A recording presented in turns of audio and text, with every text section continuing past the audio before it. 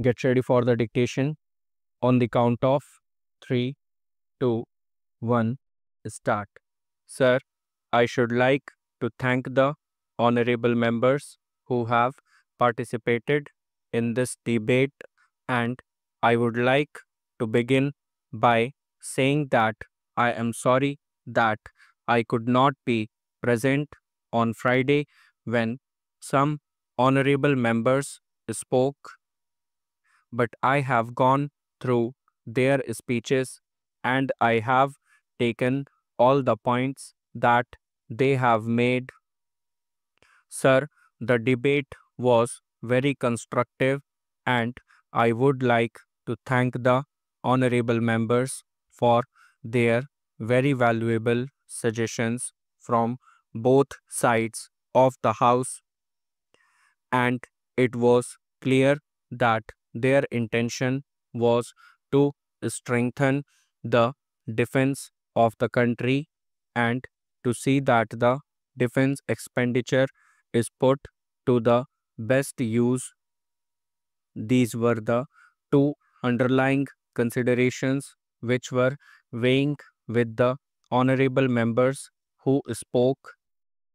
Many honorable members have referred to our brave soldiers and have referred to them in glowing terms.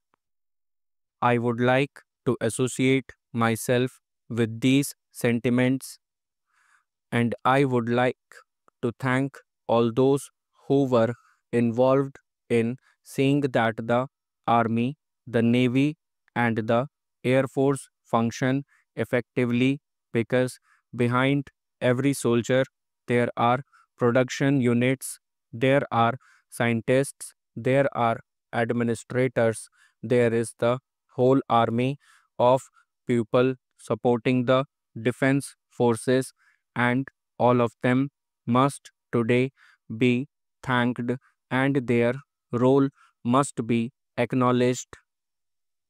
I do not want to go into the different areas about which people spoke. Sir, there were some points, some discord notes, and I would call them not one, but there were some. I can only say that if there is some misunderstanding, some misinformation, some misconception, some failure on the part of the government to put across its point, then we would acknowledge, we would accept it, and we would learn from mistakes.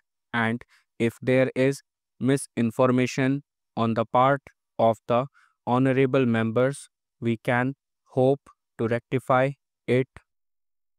All of us are aware that there are interested parties in our country, and there are interested countries abroad who would like to see the progress of India slowed down, who are not easy at the thought of India rising to its full stature and its full power, and who therefore lose no opportunity of trying to demoralize us as a people, who refer to our army and say that the quality of our soldiers is not good, their performance is not good, and that our scientists and technologists are doing second rate work.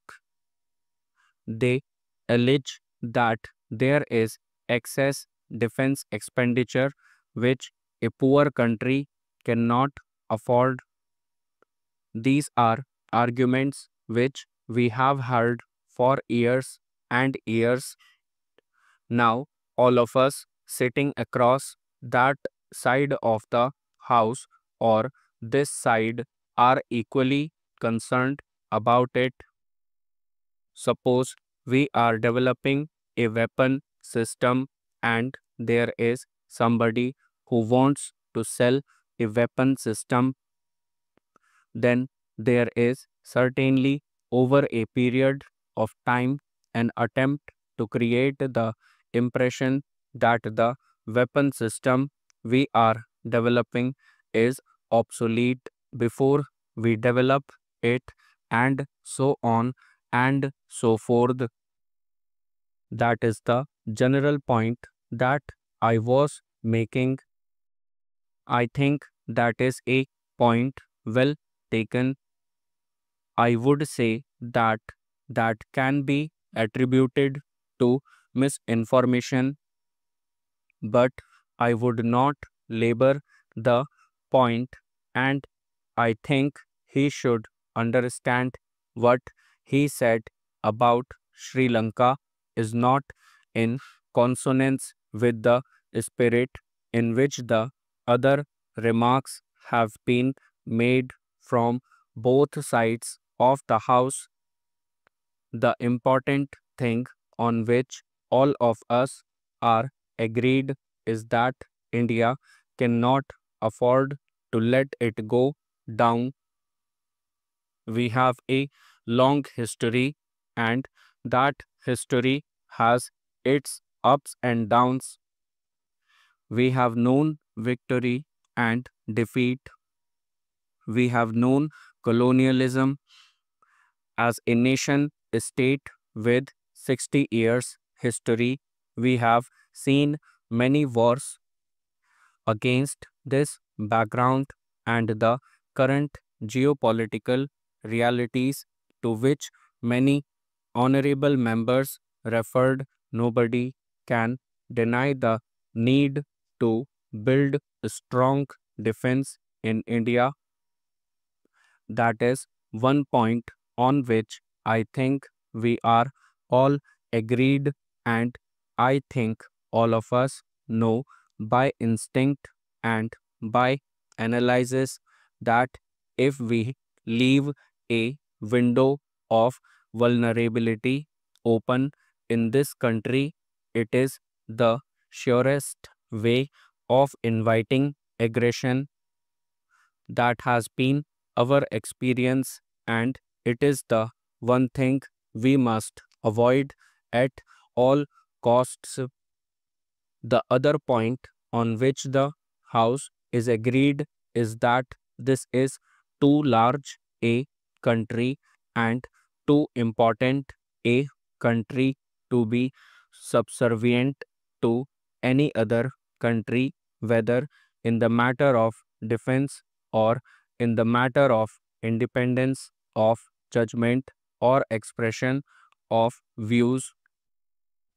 Therefore, we have chosen non alignment in this country since days of Pandit Jawaharlal Nehru, and it has stood the test of time, and it has the support of all sections of this house and this country.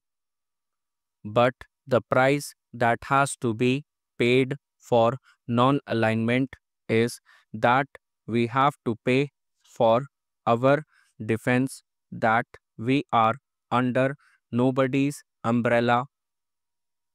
Whenever we view the question of defense expenditure in Parliament, we have to keep these basic facts in mind and decide judiciously